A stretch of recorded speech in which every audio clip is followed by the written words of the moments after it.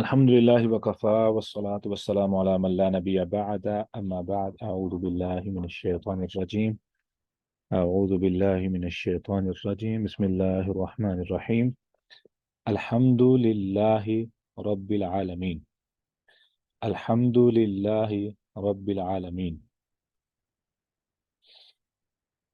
So uh, this week the information will be only given.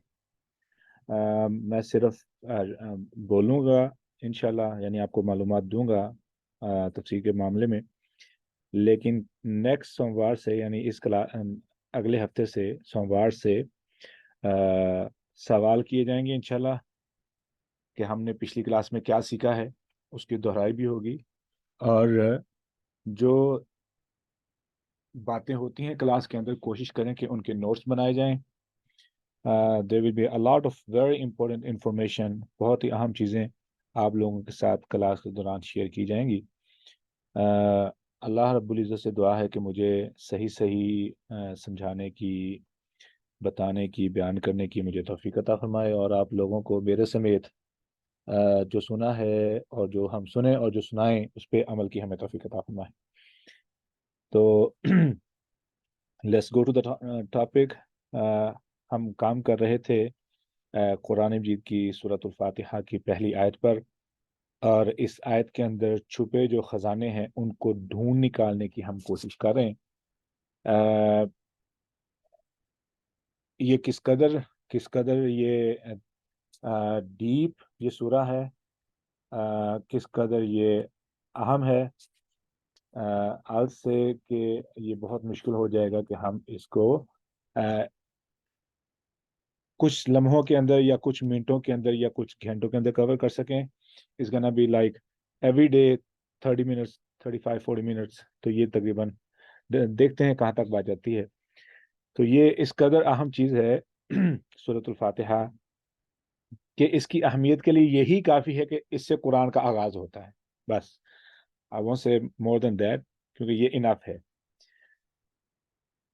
اب اس کی سورۃ الفاتحہ کی باقی پورے قرآن کے ساتھ کیا نسبت ہے وہ ایک الگ دلچسپ چیز ہے. جب ہم اگلے لفظ رب پہ آئیں گے تو ہم اس کے بارے میں بھی تھوڑا سا سمجھیں گے. تو let's come back to the point. ہم تجوید کے ساتھ بھی تھوڑی سی جو ہے نا پریکٹس کر رہے ہیں، سیکھ رہے ہیں تجوید کو بھی. تو تجوید کے مراحل کو سمجھنے کے لیے، کیونکہ تمام لوگ اپنی اپنی ذمہ داریوں میں مصروف ہیں، انسان تو ہر وقت اسٹوڈنٹ ہوتا ہے. یہ ہوتا ہی نہیں ہے کہ اسٹوڈنٹ کی کوئی ایج لمٹ ہو. There is no limit for the student. We are always students until we die. ٹھیک ہے، تو اس لیے میں یہ نہیں کہہ سکتا کہ یہ اسٹوڈنٹ کی ایج نہیں ہے تو ہمیں جو ہے نا وہ طریقہ تعلیم جو ہے نا وہ میسر نہیں آ سکے گا. لیکن even though we all اباؤ 20s I hope. ٹھیک ہے، تو تجوید کے جو اصول ہیں ان کو ہم سیکھنے کی کوشش کریں گے. تو ہلکا ہلکا میں ڈوز دوں گا، ہلکا ہلکا سبق دوں گا، اور پریکٹس کریں گے ہم مل کے انشاءاللہ. تو جب تک ہم قرآن کے اختتام کو پہنچیں گے تو ہماری تجوید خود بخود پرفیکٹ حالت تک پہنچ چکی ہوگی انشاءاللہ. تو ہم نے اعوذ باللہ من الشیطان الرجیم کو پڑھنے کا طریقہ سیکھا تھا، اور بسم اللہ پہ تھوڑی سی پریکٹس کی تھی. قرآن مجید کی تجوید کس قدر اہم ہے اس بات پہ ہماری تفصیلی بات ہو چکی ہے. تو اعوذ باللہ من الشیطان الرجیم تعوذ کو کیسے پڑھتے ہیں، اس کا طریقہ کار کیا ہے، اس کی ہم نے پریکٹس کی ہوئی ہے، لیکن میں دوبارہ ایک دفعہ پڑھ کے سناتا ہوں. سب سے پہلے جو لفظ اعوذ ہے اس میں حمزہ ہے، وہ ایک الگ لیڈر ہے. اس کے بعد عین اور واو، عو ایک الگ ہے اور دو الگ ہے. اعوذ، پھر اس کے بعد ہے باللہ، پھر اس کے بعد ہے من الشیطان، پھر الرجیم، من الشیطان الرجیم. اس کے بعد ہماری ہے بسم اللہ. بسم اللہ کے بعد it's pretty easy, it's not hard, بہت آسان ہے. بسم اللہ الرحمن الرحیم. تو اس کے لیے میری یہ سجیشن ہے کہ آپ کم سے کم 50 دفعہ کسی بہترین قاری کی صرف تعوذ اور تسمیہ کو بار بار سنیں. بار بار سنیں اس حد تک کہ آپ کے ذہن میں وہ لہجہ وہ انداز بیٹھ جائے. تو کسی بھی قاری کو اگر آپ نے سیکھنا ہو اس کا لہجہ اس کا انداز، تو سب سے چھوٹی صورت کو اتنی بار سنیں کہ اس کی تلاوت کا جو انداز ہے وہ آپ کے ذہن میں پوست ہو جائے. تو یہی طریقہ تھا میری والدہ نے اختیار کیا. جب ہم چھوٹے تھے تو ہمارے گھر میں اکثر طور پر تلاوت اور نعتیں ٹیپ ریکارڈر پہ چلتی رہتی. تو اس وجہ سے پھر ہمیں نعتیں پڑھنے کا شوق پیدا ہوا اور آواز کو کنٹرول کرنے کا سلیقہ ہمیں آیا. تو گھر میں بھی ایسے ہونا چاہیے، بچوں کی موجودگی میں تلاوت کو بلند آواز میں چلایا جائے، اور تقریباً یہی کوشش کریں کہ صبح اٹھتے ہی نماز ذکر و اذکار کے بعد تلاوت بیک گراؤنڈ میں چلتی رہے، اور اسی طرح شام کو بھی جو بھی عبادات ہیں ان کے علاوہ قرآن مجید کی تلاوت چلتی رہے. بچے سن سن کے ان کے ذہن میں وہ لہجہ بیٹھ جائے گا، بار بار سن کر ان کا لہجہ بیٹھ جائے گا. جیسے ہی وہ تلاوت کریں گے they will have already like memorized recitation styles in their head. تو جیسے وہ تلاوت کریں گے تو they're not gonna recite like جیسے کہ ہمارا ایک ایسے کہہ لیں کہ قرآن سے دور جو بچہ ہے وہ جو پڑھتا ہے تو الحمد للہ رب العالمین بغیر کسی لہجے کے. لیکن ایسا بچہ جس کے گھر میں ریپیٹڈلی تلاوت چلتی ہے اس کا خود بخود لہجہ بہت خوبصورت بن جاتا ہے. تو یہ ایک ہر کسی چیز ہے جو ہمیں ذہن میں رکھنی ہے. اب آتے ہیں بسم اللہ الرحمن الرحیم. بسم اللہ الرحمن الرحیم. اس کو سمجھنے کے بعد یا اس کو سیکھنے کے بعد اس میں بات ہوئی تھی ہماری کہ بسم اللہ، بسمی الگ ورڈ ہے، اللہ الگ ہے، لیکن لفظ اللہ کو یہاں پہ پر نہیں کریں گے کیونکہ لفظ اللہ سے پہلے زیر ہے. جب لفظ اللہ سے پہلے زیر آتی ہے تو اس کو پر نہیں کیا جاتا، اسے باریک پڑا جاتا ہے. تو بنے گا بسم اللہ نہ کہ بسم اللہ. بسم اللہ غلط ہو جائے گا اور بسم اللہ یہ ایک صحیح طریقہ ہے. اس کے بعد ہے الرحمن الرحیم. بسم اللہ الرحمن، را کو پر کیا جائے گا اور زبان رول ہوتی ہے اور فل ماؤتھ یا پر کر کے پڑھا جاتا ہے، اور ہا جو ہے وہ مڈل آف تھروٹ یا حلق کے درمیانی حصے سے اس کو پڑھا جاتا ہے. بسم اللہ الرحمن الرحیم. بسم اللہ الرحمن الرحیم. اب ہم آتے ہیں الحمدللہ کی طرف. تو چونکہ ہم نے لفظ الحمدللہ کو پڑھ لیا ہے، سمجھ لیا ہے، تو ہمیں عربی کی گرامر کے لحاظ سے یہ پتہ چلا کہ یہ لفظ اسم ہے. نہیں پتا تو میں بتا دیتا ہوں کیونکہ اس کے اندر فعل یا زمانہ نہیں پایا جاتا. ٹھیک ہے، تو اس لیے یہ اسم ہے. پہلی نشانی جو اسم کی ہوتی ہے کہ اس کے اندر زمانہ نہیں پایا جاتا. ٹھیک ہے، یہ سب سے بڑی علامت ہوتی ہے. دوسری علامت یہ ہے کہ اسم کے اوپر الف لام داخل ہوتا ہے. الف لام جو ناؤن کو پروناؤن بنا دیتا ہے، اسم ناکرہ کو معرفہ بنا دیتا ہے. ٹھیک ہے، تو الحمد کے شروع میں الف لام ہے، یہ دوسری علامت ہے اسم ہونے کی. ٹھیک ہے، اچھا تیسری جو اہم چیز ہے یہ اسم کے شروع میں ہے. تو جو بھی اسم کے جملے کے شروع میں ہو اسے عربی گرامر میں مبتدا کہتے ہیں. مبتدا، یہ لفظ ذہن میں رکھ لیں، مبتدا. ٹھیک ہے، مبتدا. اب ہم آتے ہیں مبتدا کو ہم نے سمجھ لیا. مبتدا ایسا اسم جس سے کلام کا آغاز ہو. مبتدا ایسا اسم جس سے کلام کا آغاز ہو اسے مبتدا کہتے ہیں. اب ہم آتے ہیں الحمدللہ کی طرف. الحمدللہ میں ہم نے یہ سیکھا کہ الحمدللہ یہ کتنا یونیک لفظ ہے جس کا اللہ رب العزت نے انتخاب کیا ہے. بہت سے سوالات تھے جو ہم نے جن کے جوابات جانے لفظ الحمدللہ کے بارے میں. اس کے بعد اللہ رب العزت نے للہ ہی کیوں استعمال کیا، یعنی اپنا نام ہی کیوں استعمال کیا، یعنی اپنی صفت یا خوبی کیوں استعمال نہیں کی. تو اس کا ہم نے یہ جواب جانا کہ اگر ہم اللہ رب العزت کی کسی خوبی کو الحمد کے بعد دیکھتے یا پڑھتے تو اس کا مطلب یہ ہونا تھا کہ یہ تعریف اور حمد جو ہے اللہ رب العزت کی اس خوبی کی بنا پر ہے. ٹھیک ہے، مثال کے طور پہ الحمد للرحمن، تو اللہ رب العزت کی رحمت کی صفت کی خوبی یا ہم تعریف بیان کرتے. ٹھیک ہے، تو باقی اللہ رب العزت کی تمام صفات رہ جاتی. لیکن الحمدللہ کے الحمد کے بعد اللہ کا نام آنے سے ہم اللہ رب العزت کی جو ہے نا وہ حمد اور تعریف بیان کرتے ہیں. نہ کہ اللہ رب العزت کی کسی ایک خاص صفت کی بنا پر اللہ کی حمد و صفت بیان کریں. ٹھیک ہے. تو یہ تھا پہلا نقطہ. دوسرا نقطہ یہ ہے کہ یہ اللہ رب العزت کا اوریجنل نام اللہ ہے. اوریجنل نام جو اللہ رب العزت کا ہے وہ اللہ ہے. اس لیے اللہ رب العزت نے اپنا جو تعارف جو کروایا ہے وہ لفظ اپنا اصل نام کے ساتھ پھر اپنی صفات بیان کی ہیں. ٹھیک ہے. تو یہ تھا دوسرا اہم نقطہ. اب ہم آتے ہیں رب کی طرف کہ اللہ رب العزت نے رب کا کیوں انتخاب کیا ہے. اور رب ہے کیا چیز؟ رب یہ ایک ایسا جملہ ہے اگر ہم نے اس کو سمجھ لیا تو عقیدہ توحید کلیئر ہو جائے گا. اگر ہم نے اس چیز کو سمجھ لیا یعنی رب کے معنی کو سمجھ لیا تو ہم نے دراصل عقیدہ توحید کو سمجھ لیا. یہ اتنا یونیک ورڈ ہے, اتنا یونیک لفظ ہے جو کہ پورے عقیدہ توحید کو کور کر لیتا ہے. وہ کیسے؟ رب کے جیسے یاد ہے ہم نے لفظ ایک سیکھا تھا ازدواج المعنی. ازدواج المعنی ہوتا ہے ایسا لفظ جس کے کئی معنی ہوں. تو یہ جو رب ہے نا اس کے کئی معنی ہیں جو سب سے اگر ان کو اکٹھا کیا جائے پھر بھی اکٹھا کرنے کے بعد ان کے معنوں کو ملا جلا کر جو قریبی لفظ بنتے ہیں وہ 5 ہیں. رب کے جو معنی بنتے ہیں وہ 5 ہیں جو آگے اپنی تفصیل بیان کرتے ہیں. اچھا اب سوال یہ ہے کہ وہ کون سے 5 نام ہیں. ٹھیک ہے, یہ لکھ لیں اگر ہو سکے تو بہتر ہوگا. سب سے پہلے ہے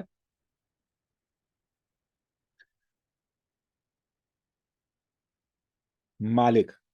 رب کا معنی ہے مالک. دوسرا رب کا معنی ہے مربی. تیسرا معنی ہے منعم. چوتھا معنی ہے قیم. اور 5واں ہے سید. لفظ رب کے ہم نے 5 معنی سیکھے ہیں. وہ ہیں مالک, مربی, منعم, قیم, سید. مالک, مربی, منعم, قیم, سید. مالک, مربی, منعم, قیم, سید. مالک, مربی, منعم, قیم, سید. ان کو ایسے زبان پہ رواں کر لینا ہے کہ جب ہم لفظ رب کو بولیں تو ہمارے ذہن میں یہ آٹومیٹکلی 5 معنی آ جائیں. اب ہم نے یہ ذہن سے نکال دینا ہے کہ مالک کا رب کا ایک معنی ہے, پالنے والا اکیلا معنی نہیں ہے. پالنے والا ایک بہت وسیع لفظ جملہ ہے پالنے والا, لیکن اس میں بہت سی چیزیں پھر بھی رہ جاتی ہیں. اس لیے ہم نے رب کا جو معنی لینا ہے وہ آئندہ سے ان 5 الفاظ کو ذہن میں رکھنا ہے. کون کون سے؟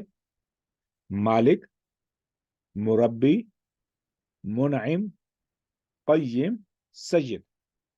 سوال یہ پیدا ہوتا ہے کہ یہ معنی کیوں ہیں, یہ 5 معنی کیوں ہیں. سب سے پہلے آتے ہیں مالک پہ. مالک کی میں مثال ایسے دوں گا, ایک بندہ ہے, اس کے 2 موٹر سائیکل ہیں یا 2 گاڑیاں ہیں, 2 گھر ہیں. ایک میں اس کی رہائش ہے, ایک خالی پڑا ہے. ایک استعمال میں ہے, دوسرا استعمال میں نہیں ہے. تو عین ممکن ہے, ملکیت تو ہے, ملکیت دونوں کی ہے, لیکن عین ممکن ہے کہ وہ ایک کا خیال رکھ رہا ہو جو استعمال میں ہے, اور جو استعمال میں نہیں ہے اس کی پرواہ نہ ہو. ٹھیک ہے.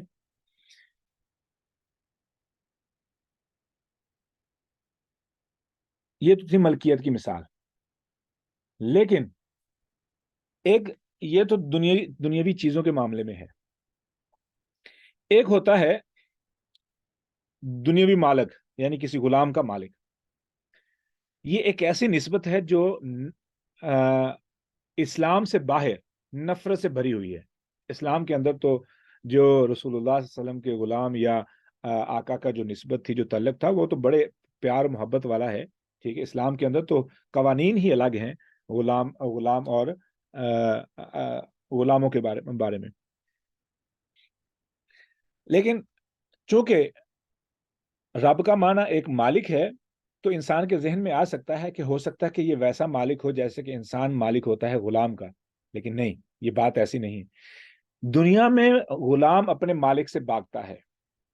دنیا میں غلام اپنے مالک سے بھاگتا ہے, لیکن رب ایسا مالک ہے کہ غلام اپنے رب کی طرف بھاگتا ہے، یعنی رب کا قرب حاصل کرنا چاہتا ہے، ایسا مالک ہے کہ جس پہ غلام اپنی جان نچھاور کرنا چاہتا ہے.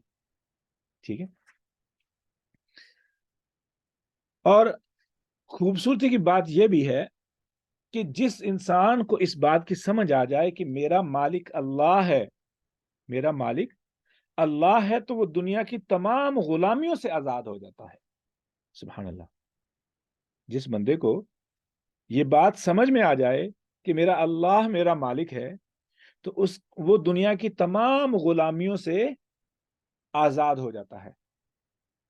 مثال کے طور پہ ٹرینڈز کی غلامی، لگتا تو نہیں ہے لیکن ہے بھئی، یہ ٹرینڈ چل رہا ہے بھئی، اس لباس کا ٹرینڈ ہے. ٹھیک ہے. اس جوتے کا ٹرینڈ ہے، ان کپڑوں کا ٹرینڈ ہے. ٹھیک ہے. اس فیشن کا ٹرینڈ ہے، اس میک اپ کا ٹرینڈ ہے. تو لوگ ٹرینڈوں کے غلام تک ہوتے ہیں.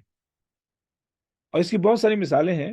اسکول اور کالج کی ایج میں تو بچے اپنے گروپ کے لوگوں کے علاوہ کسی کو دوست نہیں بناتے اور نہ کسی کے دوست بنتے ہیں، کیونکہ وہ جو دوست ہیں جو خاص گروپ کے اندر، وہ ایک خاص ٹرینڈ کو فالو کرتے ہیں، جس میں میوزک ہے، خاص قسم کا لباس ہے، خاص قسم کا ڈائلگز ہیں، خاص قسم کی حرکتیں ہیں، جن کی وجہ سے وہ اپنے سے ایک دوسرے کے ساتھ اٹیچ ہوتے ہیں، کیونکہ ٹرینڈ ہے. تو کیا ہوتا ہے، نیا بچہ جب اسکول جاتا ہے تو ان چیزوں کے ساتھ جب وہ کیچ اپ نہیں کر سکتا تو وہ ڈپریشن کا مریض ہو جاتا ہے. ٹھیک ہے. تو یہ ایک الگ سے ایک صدمہ ہے. جبکہ مومن بندہ جو ہے وہ ہر قسم کی غلامی سے آزاد ہوتا ہے. کیوں؟ اسے پتا ہے میرا مالک اللہ ہے. اگر وہ ٹرینڈز کا غلام نہ ہو تو پھر وہ جاب کا غلام ہے. ٹھیک ہے. اگر اس کے پاس معیشت اس کی معاشی جو حالت ہے وہ کمزور ہے تو وہ اپنے رشتہ داروں کے پریشر میں وہ غلام بن جاتا ہے. ٹھیک ہے. تو ہوتا کیا ہے کہ انسان اپنے آپ کو مختلف مصیبتوں میں جکڑ لیتا ہے، مختلف قسم کی غلامیوں میں جکڑ لیتا ہے. کب؟ جب وہ اپنے مالک کو پہچانتا نہیں. جب انسان اپنے مالک کو پہچان لیتا ہے جو حقیقی مالک ہے، تو کیا ہوتا ہے؟ انسان دنیا کی تمام غلامیوں سے آزاد ہو جاتا ہے. پہلی چیز. دوسری چیز، مالک جو ہے اس کا ایک اور بھی انٹرسٹنگ چیز ہے. حالانکہ قرآن مجید میں ابھی سورہ فاتحہ کے اندر آگے آیت آئے گی مالک یوم الدین. ٹھیک ہے. مالک یوم الدین، وہاں پہ ہم جا کے اس کی مزید ڈیٹیل پڑھیں گے. ابھی میں اسی پہ بریک لگا دیتا ہوں. مالک کے اور بھی مزید معنی ہیں جو ہم نے اگلی تیسری آیت میں جا کے سمجھنے ہیں انشاءاللہ. اچھا، اب چونکہ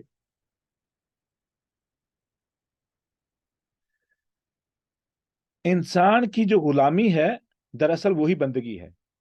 مالک جو ہمارا جو رب کے ساتھ تعلق ہے وہ بندہ و آقا کا ہے، بندہ و مالک کا ہے. بندہ کسے بولتے ہیں؟ بندہ دراصل اس کو بولتے ہیں جو بندگی کرتا ہو. میں نا یہاں پہ ایک بات مجھے ذہن میں ابھی آئی ہے جو اس کے ریلیٹڈ تو نہیں ہے. ضدی وہ ہوتا ہے جس کی ضد پوری ہو. یاد رکھ لینا، ضدی وہ ہوتا ہے جس کی ضد پوری ہو.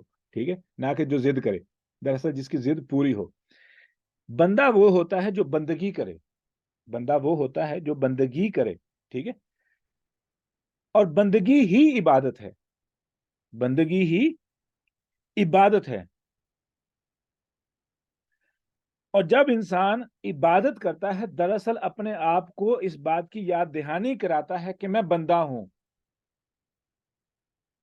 کس کا؟ اپنے مالک کا. اپنے مالک کا میں بندہ ہوں. ٹھیک ہے. مطلب غلام ہوں. یہ تو تھا لفظ پہلا، مالک. ٹھیک ہے. اب ہو سکتا ہے کہ انسان کے ذہن میں آئے کہ وہ تو مالک ہے، مالک تو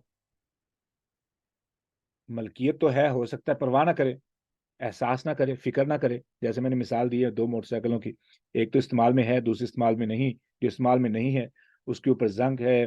ٹھیک ہے. اور 2 انچ دھول ہے، خستہ حالت ہے. تو کہیں ایسا نہ ہو ذہن میں آئے کہ وہ مالک تو ہے، ہو سکتا ہے میرا خیال نہ رکھ رہا ہوں اسی لیے مجھ پہ مشکلات ہیں. اللہ رب العزت نے فرمایا نہیں نہیں نہیں، اس رب کے اندر جو دوسرا معنی موجود ہے وہ ہے مربی. سبحان اللہ. کیا ہی خوبصورت لفظ ہے یہ مربی. یہ مربی کیوں استعمال ہوا ہے, یعنی اس کا دوسرا معنی مربی کیوں ہے؟ اور یہ دراصل رب سے بنا ہے مربی. مربی اصل میں اسے کہا جاتا ہے جو ایک پودے کی پرورش کرے, ایک پودے کی, ایسے پودے کی پرورش کرے جو انتہائی نازک ہو, انتہائی نازک ہو اور انتہائی سینسٹیو ہو, اور مالک کو بہت پسندیدہ ہو. اب مالک اس پودے کی کس طریقے سے پرورش کرتا ہے, اس پرورش کی یا اس نگہداشت کو مربی, اس بندے کو مربی کہا جائے گا جو اس احتیاط سے نگہداشت کرے کہ پودا مرجھا نہ جائے. اس کی دھوپ کا خیال کرتا ہے, اس کی چھاؤں کا خیال کرتا ہے, اس کے پانی کا خیال کرتا ہے, پانی کی مقدار کا خیال کرتا ہے, ٹھیک ہے, اس کے ارد گرد کی فضا کا خیال کرتا ہے, کوشش کرتا ہے کہ اس کو کوئی کیڑا نہ لگ جائے, اس کو یہ خراب نہ ہو جائے, ٹھیک ہے, اسے مربی کہا جاتا ہے, اسے بھی مربی کہا جاتا ہے. اور والدین جو بچے کی پرورش کرتے ہیں انہیں بھی مربی کہا جاتا ہے. مثال کے طور پہ ہم دعا پڑھتے ہیں رب ارحمہما کما ربیانی صغیرا, اے ہمارے رب ہم پر رحم فرما جیسے کہ تو نے ہمارے والدین پر ویسے رحم فرما جیسے انہوں نے ہمارے بچپن میں ہماری تربیت کی. ربا یعنی صغیرہ, جیسے ہمیں انہوں نے پالا پوسا. اب والدین کیا کچھ کرتے ہیں؟ لباس, خوراک, مکان, تعلیم, تربیت, علاج معالجہ, ٹھیک ہے, اور حفاظت. یہ سارے وہ اقدامات ہیں جو والدین کرتے ہیں ایک بچے کی تربیت کے لیے. تو والدین کیا ہوئے؟ مربی, ٹھیک ہے. اب چونکہ ذہن میں یہ سوال آیا تھا کہ مالک ہو سکتا ہے کہ پرواہ نہ کرے اللہ تعالیٰ نے, جو دوسرا معنی اس کے اندر چھپایا ہے وہ مربی ہے, جو اس سوال کا جواب دیتا ہے کہ یہ مت سوچئے گا, مجھے ایک ایک لمحے کی فکر ہے. میں نا یہاں پہ ایک مثال دوں گا کہ کبھی ہم نے بیٹھ کے سوچا ہے کہ ہمارا جو دل کس طریقے سے کام کر رہا ہے, معدے کا نظام جو ہے کیسے کام کر رہا ہے, دماغ کیسے کام کر رہا ہے, سوچ کیسے کام کر رہی ہے, آنکھیں کیسے کام کر رہی, یہ ساری چیزیں ہم صرف اپنے جسم پہ غور کرنا شروع کر دیں تو یہ اتنی گہری کائنات ہے ہمارے جسم کے اندر کہ بندہ اسی کا شکر ادا کرنا شروع کر دے تو بندے کے پاس زندگی ساری کم ہے اپنے جسم پہ جو اللہ رب العزت کے احسانات ہیں ان کا شکر ادا کرنے کے لیے. پوری زندگی نہ کافی ہے, ٹھیک ہے. تو کس طریقے سے ہمارے جسم کو بیلنس کر رہے ہیں. میں نا یہاں پہ ایک مثال دوں گا, میں نے پہلے بھی مثال دی تھی کہ میرے ایک دوست تھے, کئی دفعہ یہ مثال دے چکا ہوں. میرے ایک دوست ہے مدینہ یونیورسٹی میں, وہ ابھی بھی پڑھ رہے ہیں, تو ان کی مجھے کال آئی, کہنے لگے یار میری نا حال چال کے بعد ان کی آواز کچھ ایسی تھی تو مجھے محسوس ہوا کہ جیسے وہ ٹھیک نہیں. میں نے پوچھا کیا خیریت تو ہے؟ کہنے لگے کہ مجھے نا بہت اذیت ہوتی ہے جب میں کچھ کھانا کھاتا ہوں. میری اب یہ کیفیت ہے کہ اگر میں کھانے کا سوچتا ہوں تو مجھے ڈر لگتا ہے. یہ جملہ اس نے بولنا تھا کہ میرے رونگٹے کھڑے ہو گئے. Like that was so painful to hear کہ کس قدر وہ اذیت ہوگی جس سے وہ گزرتا ہوگا. تو کہنے لگے کہ مجھے سمجھ نہیں آ رہی کہ مسئلہ کیا ہے. تو دراصل ان کو السر کا مسئلہ تھا.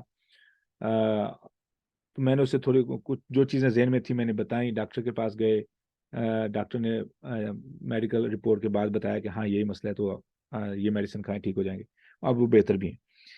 تو سوچیں ایک لمحے کے لیے کہ ایک بندہ کھانے سے ڈرتا ہے, کیوں کہ جسم کے اندر جو تیزاب ہے وہ معدے کے اندر, وہ دراصل معدے کو زخمی کرتا تھا جب وہ کچھ کھاتا تھا. تو ایسے ہی جب ہم ان چیزوں کو دیکھتے ہیں تو اللہ رب العزت کا ہمیں احساس ہوتا ہے کہ ہم پر کتنے اللہ رب العزت کے احسانات ہیں. بہت ساری نعمتیں جو جب اس موضوع پہ آ جائیں تو کور کرنا مشکل ہو جائے گا. اب ہم آگے چلتے ہیں منعم پر. منعم کہتے ہیں بن مانگے ہر چیز عطا کرنے والا. بن مانگے یعنی انعامات کرنے والا, تحفے دینے والا. جسم کے اعضاء جیسے یہ اللہ رب العزت بن مانگے ہمیں عطا کی, اور ارد گرد کے تمام رشتے بن مانگے ملے ہیں. بن مانگے تمام رشتے ملے, بہن بھائی, ٹھیک ہے, والدین, یہ تمام رشتے بن مانگے ملے, ٹھیک ہے. اور بہت ساری اور یعنی لاکھوں انعامات ہیں جو ہمیں حتیٰ کہ سانس بن مانگے مل رہی ہے, ٹھیک ہے. اس کے بعد ہے قیم. ہو سکتا ہے انسان کے ذہن میں آئے کہ جو ہے نا وہ پال تو رہا ہے، بن مانگے عطا بھی کر رہا ہے، ٹھیک ہے. تو ہو سکتا ہے کہ وہ ایک دن نظام بند ہو جائے تو پھر کیا بنے گا؟ یعنی اللہ رب العزت نعوذ باللہ من ذالک یہ وہ نہ کر سکیں تو پھر کیا ہوگا؟ اللہ رب العزت میں نہیں، میں قیم ہوں. قیم سے مراد میں اس نظام کو قائم رکھنے والا ہوں. ایسا نہیں ہے کہ میں جو ہے نا میں ختم ہو جاؤں گا تو نظام بھی برباد ہوئے گا. نہیں، میں نے اس نظام کو میں نے بیلنس میں رکھا ہوا ہے. تو یہ قیم کا مطلب ہے بیلنس پہ رکھنا، قائم رکھنا. تو کیسے سورج زمین کا نظام چل رہا ہے، کیسے خون کی گردش ہے، ٹھیک ہے، اور کس پرسائز میجرمنٹ پر ہر چیز اپنی گردش میں حرکت کر رہی ہے. سبحان اللہ. اس کے بعد ہے سید. یہ چاروں معنی سننے کے بعد انسان کو شاید لگے کہ وہ تو بن مانگے عطا کرنے والا ہے، بہت جو ہے نا وہ پیار کرنے والا ہے، جو ہے نا وہ پرورش کرنے والا ہے، انعامات سے نوازنے والا ہے، تو میں جو مرضی کروں. نہیں، آگے لفظ ہے اس کا جو پانچواں معنی ہے وہ سید ہے، جو رب کے اندر ہی چھپا ہے. سید کہتے ہیں سردار کو، اور سردار وہ ہوتا ہے جس کے حکم کی پیروی کی جائے، جو احکامات دے، ٹھیک ہے، اسے سید کہا جاتا ہے. مالک اور چیز ہوتی ہے جس کا مکمل کنٹرول ہو. سید وہ ہوتا ہے جو مالک تو نہ ہو لیکن جس کا حکم چلتا ہو، ٹھیک ہے، جس کی اطاعت لازم ہو. تو اللہ رب العزت نے ہمیں فوری طور پہ یہ اس بات کا احساس دلایا کہ یہ مت سوچیے گا میں سید بھی ہوں، میرے ہی حکم پر عمل کیا جائے گا تو آپ کی نجات ہوگی. ٹھیک ہے. اچھا، اب یہ 5 معنی تھے رب کے اندر. اب ہم آگے چلتے ہیں العالمین. یہ آخری لفظ ہے، اس آیت کو ہم پورا کر سکیں گے انشاءاللہ. وہ ہے العالمین. تو کیا یہ لفظ سے اس لفظ کے معنی ہیں جہان یا اس سے مراد لوگ ہیں؟ دراصل قرآن مجید میں عالمین جو دراصل جس معنی کے لیے استعمال ہوا ہے وہ ہے لوگوں کے لیے. جو عالم جو ہم معنی کرتے ہیں جہان، اس عالم کی جمع عوالم ہے، عوالم، اور جس کا معنی بنتا ہے جہان، مختلف جہان. عالم ہوتا ہے ایک جہان اور عوالم ہوتے ہیں بہت سارے جہان. اور عالمین جو ہے وہ اسے عربی کے اندر، جو عربی کی گرامر ہے اس کے اندر اس کو جمع مذکر سالم کہا جاتا ہے. جمع مذکر سالم ایسی جمع جو خصوصاً انسان، جن اور فرشتوں کے لیے استعمال ہو. یعنی ذوی العقول، ذوی العقول ہوتے ہیں ایسے مخلوقات جو عقل والی ہوں. وہ صرف 3 ہی ہیں، انسان ہیں، جن ہیں اور فرشتے ہیں. ایسی مخلوقات کے لیے جو جمع استعمال ہوتی ہے انہیں کہا جاتا ہے جمع مذکر سالم. کیا کہا جاتا ہے؟ جمع مذکر سالم. تو جو جمع مذکر سالم ہے وہ صرف اور صرف انسانوں کے لیے استعمال ہوتی ہے. اور وہ کیسے؟ اس کا باقاعدہ طور پہ طریقہ کار ہے. ایسے نہیں ہے کہ وہ ہر قسم کی جمع مذکر سالم ہے، نہیں. اس کا ایک خاص کیا نام ہے، پیمانہ ہے، ایک خاص طریقے سے وہ الفاظ بنتے ہیں تو وہ جمع مذکر سالم بنتی ہے. مثال کے طور پہ عالمون، عالمانی، عالمونا، عالمینا، عالمینا، یہ اس کی جمع ہے. ٹھیک ہے، جمع مذکر سالم. اب چونکہ جو جمع مذکر سالم ہے وہ صرف ذوی العقول کے لیے ہوتی ہے، اب اس میں جو معنی بنے گا کہ وہ رب ہے انسانوں کا، رب ہے مختلف لوگوں کا. تو اس عالم سے مراد یہ ہے کہ مختلف تہذیبیں، انسانوں کی مختلف تہذیبیں، مختلف معاشرے، مختلف زبانیں، مختلف قومیں، تو یہ ساری مل کے اس لفظ عالم کے اندر آتی ہیں. اس میں اور کوئی چیز شامل نہیں ہے. یہ تھا عربی گرامر کے ایگزیکٹ اصول کے مطابق معنی. اب ہمارے چونکہ ٹرانسلیٹرز نے جو ترجمہ کیا ہے قرآن مجید میں، عام طور پہ جو ہمیں ملتا ہے وہ جہانوں کا رب ہے، پالنے والا ہے. تو وہ پالنے کے لحاظ سے جہانوں کا معنی بنے تو بن جاتا ہے، لیکن جب اصل میں آئیں گے تو اس کا معنی جہان نہیں ہوں گے، کیونکہ یہ قرآن کن کے لیے نازل ہوا ہے؟ انسانوں کے لیے. تو ہدایت کن کے لیے؟ انسانوں کے لیے. تو تذکرہ کن کا ہوگا؟ انسانوں کا. مثال کے طور پہ اب سوال یہ پیدا ہوتا ہے کہ اس کا جواب کہاں پہ ہے؟ جواب کہاں پہ ہے؟ تو اللہ رب العزت نے قرآن مجید میں ایک دوسری جگہ پر ارشاد فرمایا کہ ہم نے آپ کو للعالمین نذیرا، لوگوں کے لیے، عالمین لوگوں کے لیے ڈرانے والا بنا کر بھیجا ہے. اب پھر مزید سوال یہ پیدا ہوتا ہے کہ یہاں سے بات سمجھ نہیں آئی. اللہ رب العزت نے پھر اس کا مزید جواب دیا کہ بنی اسرائیل کو فرماتے ہوئے کہ یاد کرو ہماری نعمتیں جو ہم نے تم پر کی تھیں اور ہم نے تم کو فضیلت دی لوگوں پر، عالمین لوگوں پر فضیلت دی، باقی قوموں پر فضیلت دی، اس سے مراد یہ ہے، ٹھیک ہے، انسان تو ہے ہی فضیلت والا باقی مخلوقات سے، تو پھر بنی اسرائیل کی کیا خاصیت ہوئی؟ دراصل ان کو فضیلت ملی تھی باقی قوموں پر۔ اور اس کے علاوہ کوئی اور دلیل؟ ہاں جی، اس کا اور بھی دلیل ہے کہ سورہ فاتحہ قرآن مجید کی پہلی سورت ہے اور سورۃ الناس قرآن مجید کی آخری سورت ہے۔ اب یہاں پہ ہے قل اعوذ برب الناس، سورۃ الفاتحہ ہے قل الحمد للہ رب العالمین، تو رب العالمین سے کیا مراد ہے؟ سورۃ الناس نے جواب دے دیا، کیسے؟ کہہ دیجیے میں پناہ مانگتا ہوں لوگوں کے رب کی، لوگوں کے رب کی، تو یہ معنی موجود ہے کہاں پہ؟ سورۃ الناس پہ، کیونکہ قرآن میں سورہ فاتحہ میں نے بولا تھا نا کہ سورہ فاتحہ کا پورے قرآن کے ساتھ ربط ہے، کنیکشن ہے، تو اس کنیکشن کی ایک دلیل یہ ہے کہ انسان تعریف بیان کر رہا ہے قرآن مجید کے شروع میں، آغاز میں، اور تعریف اور حمد اور شکر کس چیز کی علامت ہے؟